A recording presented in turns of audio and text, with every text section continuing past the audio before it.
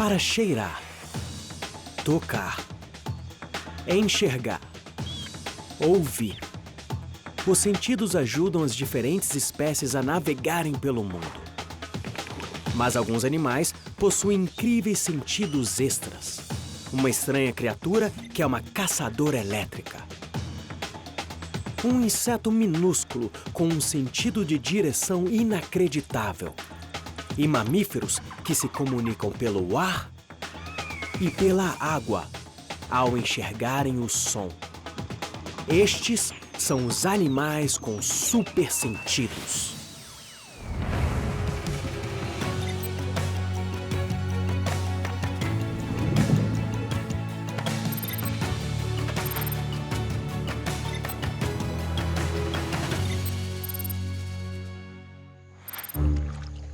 Um predador se esconde nessas águas turvas.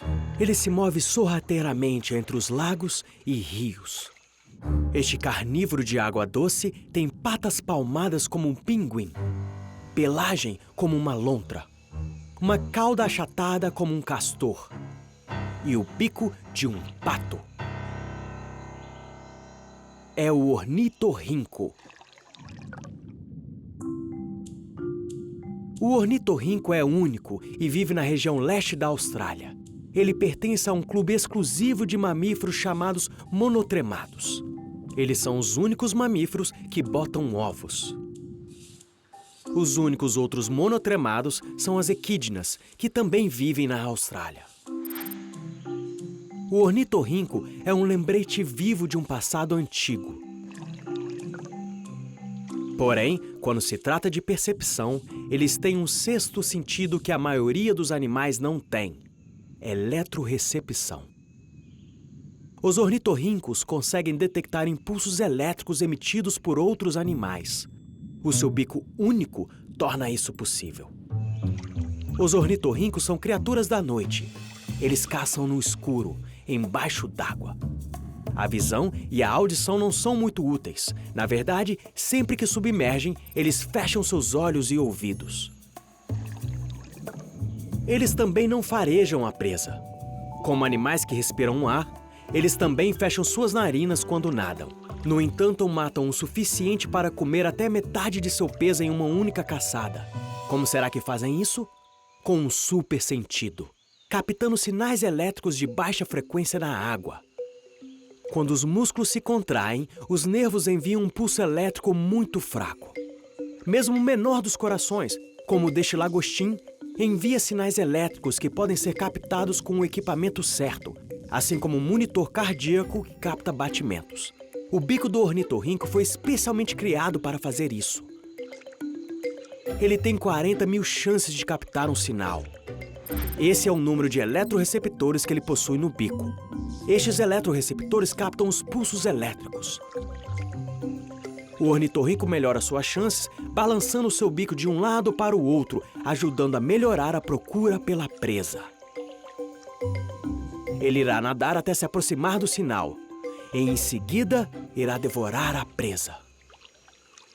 O ornitorrinco é mais mortal do que parece. É um dos mamíferos mais venenosos. O veneno não é letal para uma pessoa saudável. Mas antigamente, quando os ornitorrincos eram caçados pela sua pelagem, cachorros algumas vezes morriam em decorrência do veneno quando tentavam pegá-los. Os machos liberam o veneno de seus esporões, localizados nas patas traseiras. Eles só fazem isso durante a época de acasalamento. Por isso, o mais provável é que tenham sido projetados para espantarem outros machos. O ornitorrinco tem uma aparência admirável, a ponto que cientistas europeus achavam que ele fosse uma lenda 2 séculos atrás. Mas mesmo parecendo esquisito, seu bico supersensível o tem ajudado a se manter vivo e a seguir em frente durante milhões de anos. Do outro lado do planeta, um assassino aquático muito maior vem aperfeiçoando a arte da eletrorecepção, se tornando um dos caçadores mais bem-sucedidos do mundo. Mar do Caribe. Lindo e receptivo. E não só para os turistas. Este também é o paraíso do tubarão. Eles nadam por essas águas abundantes com a mesma confiança gélida de seus ancestrais.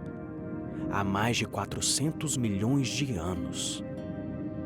Para aproveitar essa longa prosperidade relativamente ininterrupta, eles devem ter alguma coisa especial. E tem mesmo. Os tubarões possuem os mesmos 5 sentidos que a maioria dos animais, e eles são tão afiados quanto seus dentes. Porém, o que os torna realmente especiais são seus eletroreceptores. Milhões de anos de evolução têm seus privilégios. Os primeiros 5 sentidos os colocam no lugar certo na hora certa, mas o 6º sentido é o que os coloca à frente dos demais. Mesmo que a presa esteja escondida na areia, na água turva ou no escuro, ela está sempre mostrando sua localização para um tubarão. Porque ela está sempre emitindo esses minúsculos sinais elétricos. Assim como o ornitorrinco, as armas secretas dos tubarões são seus focinhos. Seus rostos estão cobertos pelo que parecem ser pequenos poros. Algumas espécies têm centenas, algumas milhares. Esses poros são bem discretos, mas guardam um segredo para o sucesso de toda uma espécie. Quando um sinal elétrico atinge um poro, o sinal viaja através de um canal bem protegido e cheio de gel que fica embaixo da pele. Ao longo de uma cavidade em forma de lâmpada, há uma camada de células sensoriais que enviam um sinal ao cérebro, alertando o tubarão sobre a presença da presa. O tubarão consegue saber quais os poros que receberam sinais. Portanto, sabe exatamente onde abocanhar quando estiver na distância certa para o ataque. Estes órgãos eletroreceptores incríveis são chamados de ampolas de Lorenzini. Eles receberam este nome em homenagem ao anatomista italiano que foi o primeiro em descobri-los no século XVII. Porém, não foi até 300 anos depois que o seu propósito foi descoberto. Um estudo determinou que as ampolas poderiam detectar campos elétricos tão fracos quanto 1/1000º de volt. Em todo o reino animal, nenhum tecido, órgão ou criatura consegue essa proeza, nem mesmo o bico do ornitorrinco. Estudos recentes descobriram outras habilidades incríveis que têm ajudado os tubarões a sobreviverem por tanto tempo. Muitas espécies de tubarão migram centenas ou até milhares de quilômetros todo o ano à procura de comida e local de reprodução. As ampolas ajudam nisso, detectando os polos magnéticos da Terra e usando-os para navegar pelo mundo. Há muito tempo, o medo vem definindo a relação entre os humanos e os tubarões. Mas eles são bem mais do que força bruta, velocidade e dentes afiados. O seu poder verdadeiro está na eletrorecepção, um 6º sentido. As borboletas não precisam de sentidos extras para caçar, mas desenvolveram uma habilidade incrível que assegura a sobrevivência de sua espécie. Na ilha Pelee, em Ontário, Canadá, embaixo deste galho, dentro desta crisálida, algo incrível está acontecendo.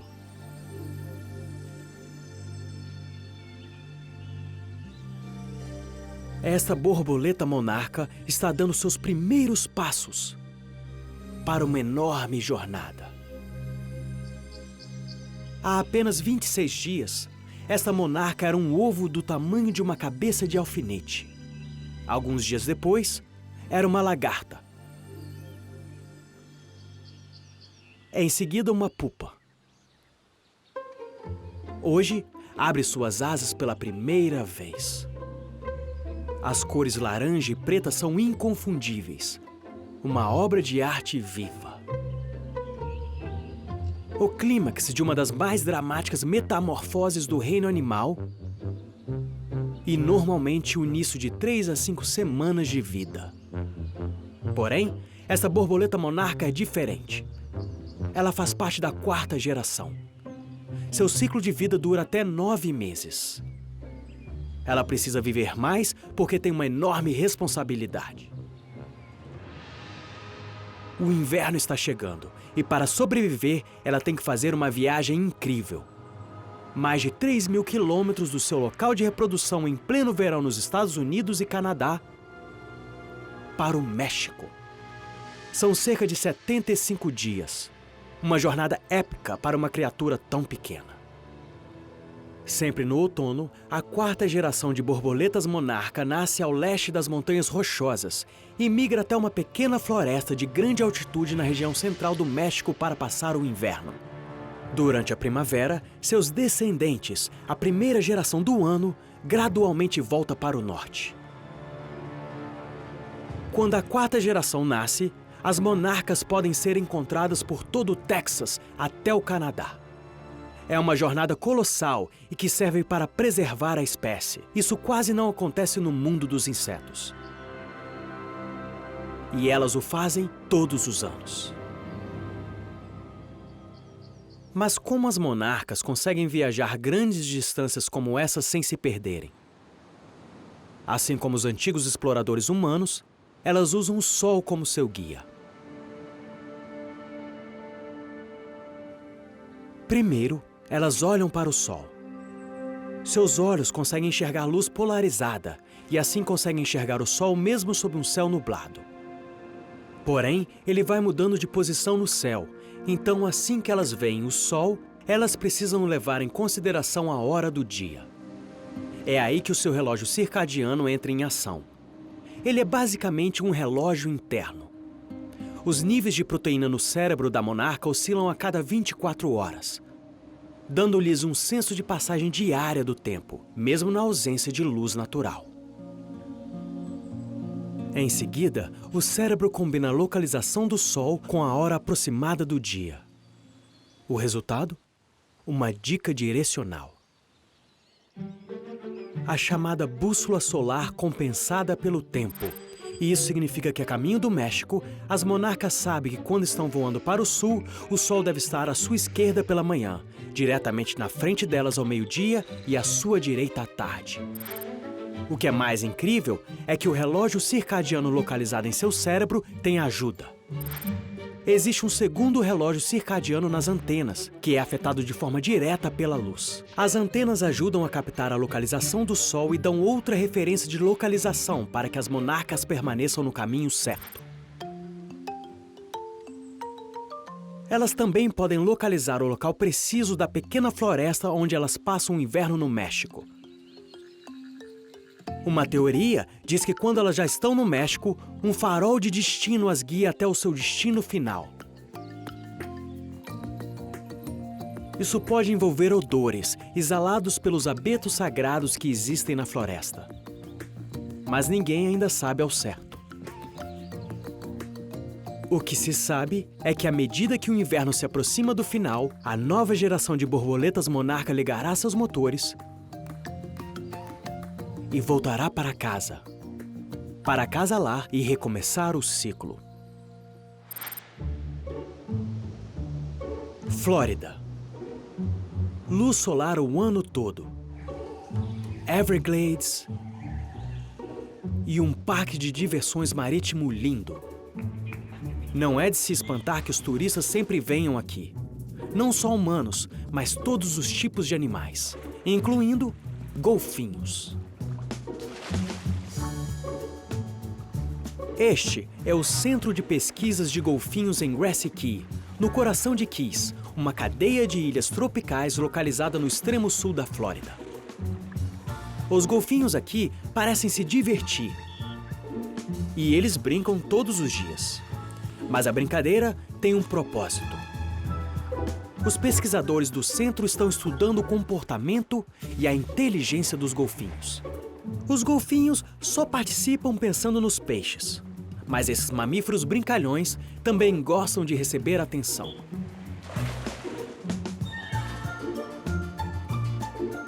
E expressam seu entusiasmo da mesma forma vocal que seus treinadores.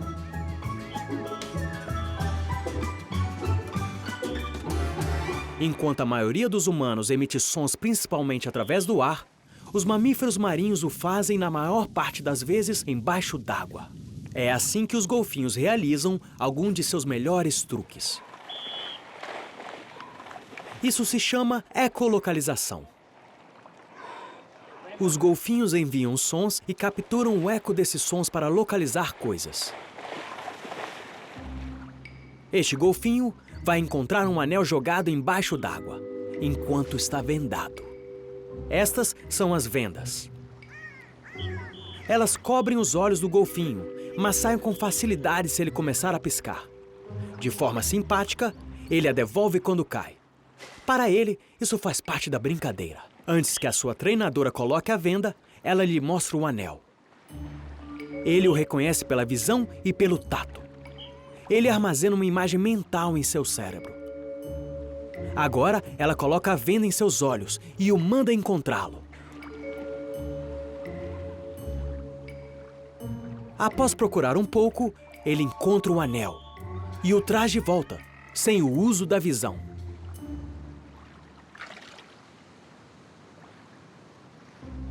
Isso não foi nada difícil para um golfinho que tem uma audição aguçada. O anel não faz nenhum barulho, mas sons podem reverberar ao atingir o anel. Os golfinhos melhoram suas chances de ouvir a reverberação dos sons dos objetos quando eles emitem sons. Pequenos cliques. Eles também conseguem ser ouvidos na superfície da água.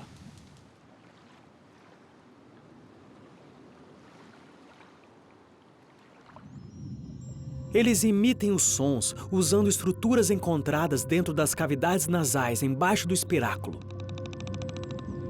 Elas são chamadas de lábios fônicos. Todo golfinho possui 2 pares de lábios fônicos, portanto consegue emitir 2 cliques de uma só vez. Os cliques são curtos, medidos em microsegundos. Porém, esses cliques são emitidos em uma série constante chamada trem de clique. Alguns cliques são emitidos em frequências tão altas que os ouvidos humanos não conseguem captá-los. Humanos só ouvem os cliques feitos pelos golfinhos em uma frequência menor que 20 kHz.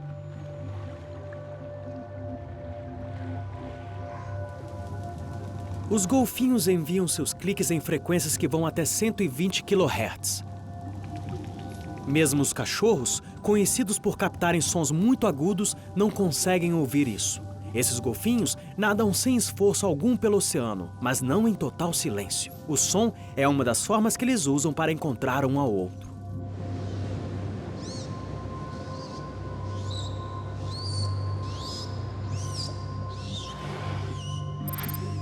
Os sons emitidos pelos golfinhos com seus lábios fônicos se amplificam à medida que eles passam pelo galo localizado na cabeça.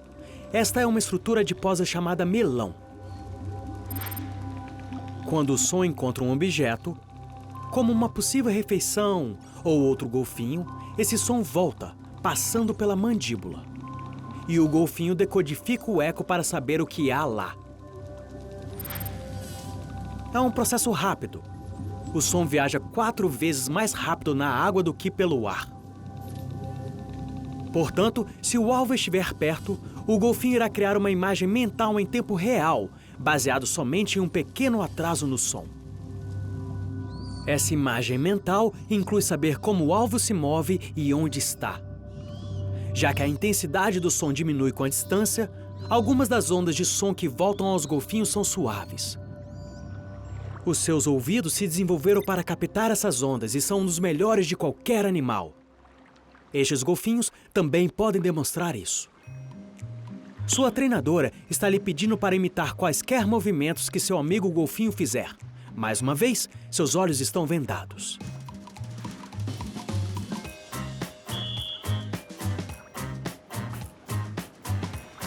A melhor maneira de descobrir os truques do outro golfinho é ouvindo seus movimentos.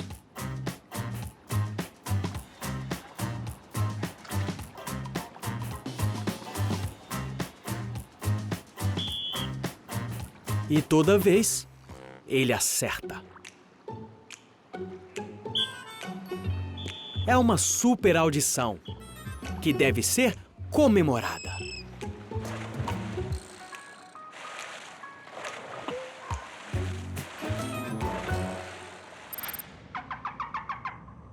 A ecolocalização também é um sentido muito útil para uma outra espécie. Estes pequenos morcegos, que têm ouvidos em forma de funil, são encontrados nas cavernas secas de Bahamas. eles possuem alguns poderes naturais encantadores. Eles não só são os únicos mamíferos voadores do mundo, como também conseguem caçar com uma eficiência mortal na escuridão total da noite.